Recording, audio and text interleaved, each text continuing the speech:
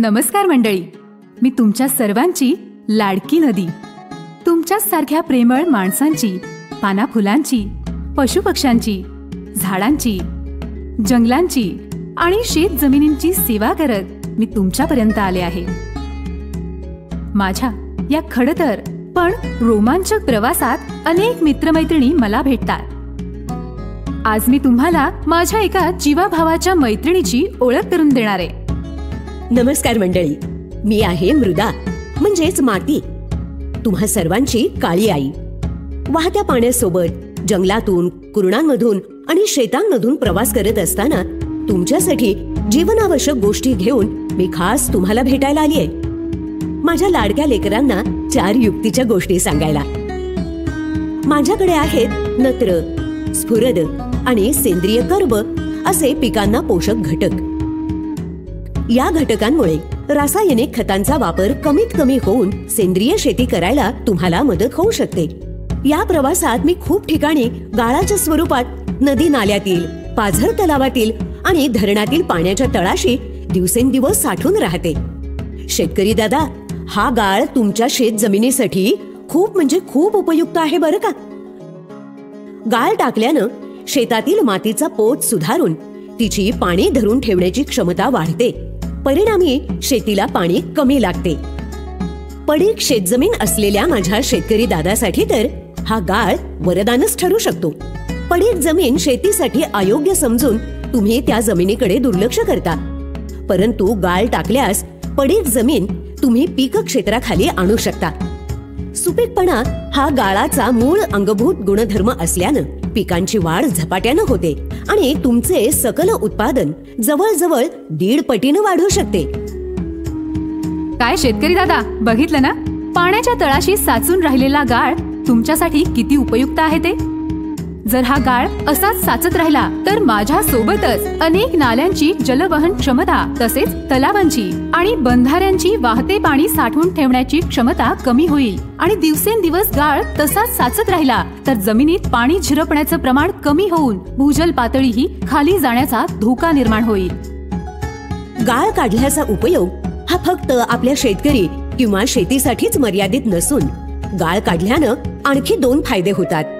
पहिला फायदा पाण्याच्या स्रोतांची म्हणजे नद्या, नाले, तलाव, बंधारे यांची एकूण साठवण क्षमता वाढते.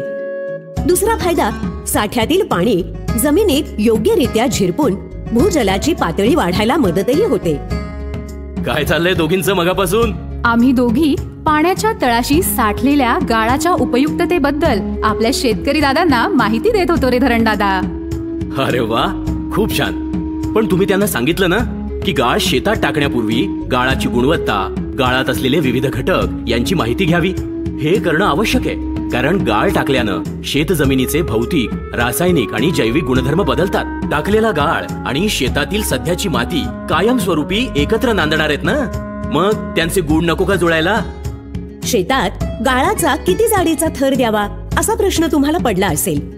पिकं साधारणपणे 30 ते 40 सेंटीमीटर खोल मातीतून अन्नद्रव्ये आणि पाणी शोषून घेतात.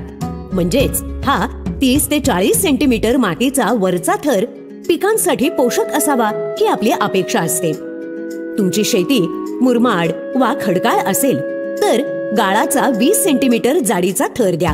तुमच्या शेतात जर 25 ते 30 सेंटीमीटर माती आधीच असेल तर शेतातील मातीच्या प्रकारानुसार कमी अधिक जाडीचा गाळाचा थर द्या.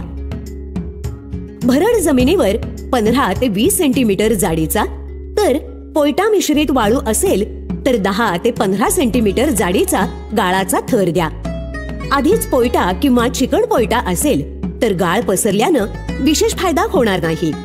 जरा डोकं खाजवून सांगा बरं, 1 एकर जमिनीवर 10 सेंटीमीटर जाडीचा गाळाचा थर द्यायला किती टन गाळ लागेल बरं? बरोबर 540 टन, म्हणजे 140 ब्रास गाळ लागेल.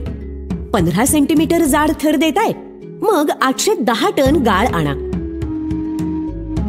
तर 20 सेंटीमीटर जाडीचा थर द्यायला 1080 टन गाळ घेऊन या.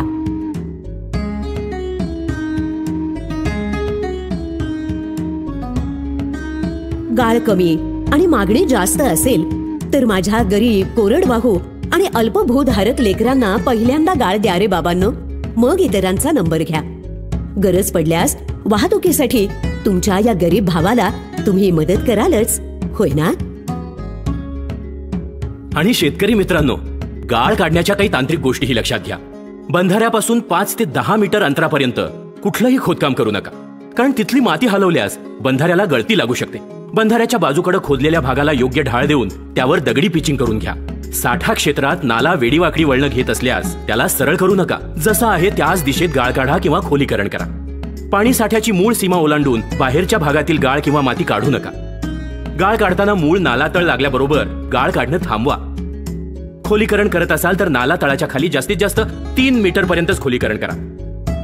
खडक फोडून खाली जाऊ नका, त्यामुळे भूजल उघडं पडून बाष्पीभवन होईल आणि ते कायमचं दूषित होऊन जाईल. लक्षात ठेवा, कुठल्याही परिस्थितीत वाळू उपसा करू नका.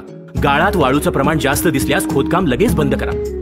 खोदकाम करून काढलेली माती गाळ पुन्हा नाल्यात किंवा नदीत पडणार नाही याची काळजी घ्या. त्यासाठी खोदलेल्या काठांना आतील बाजूस उतार द्या. नदी नाल्याच्या काठावरील झाडं झुडपं तोडू नका. झाडं झुडपं तोडल्यास नदी आणि नाल्याचा काठ कमकुवत होऊ शकतो. याउलट काम झाल्यानंतर काठावर नवीन झाडं झुडपांची लागवड करा. शेतकरी दादांनो, ही सगळी कामं करण्यासाठी सगळ्यात महत्वाचं आहे तुमच्यातली एकी. चला तर मग गावकऱ्यांनी एकत्र येऊन देखरेख समितीची स्थापना करूया, ज्यात सरपंच, ग्रामपंचायत सदस्य, शेतकरी प्रतिनिधी, ग्रामसेवक, संबंधित अभियंता आणि सेवाभावी संस्था हे सर्व एकत्र येऊन जबाबदारी पार पाडतील. ही समिती प्रत्यक्ष काम सुरू करण्याच्या आधीपासून काम संपेपर्यंतच्या सर्व तपशील आणि नोंदी ठेवण्याचं काम करेल. हो, पारदर्शकपणे, जेणेकरून शासन किंवा इतरांकडून या कामाकरिता मिळणाऱ्या अनुदानाचा योग्य वापर होईल. मंडळी, चला तर मग आमच्या सोबत म्हणा, गावातील बंधारे गाळमुक्त, शिवार गाळयुक्त आणि बळीराजा तृप्त. नमस्कार.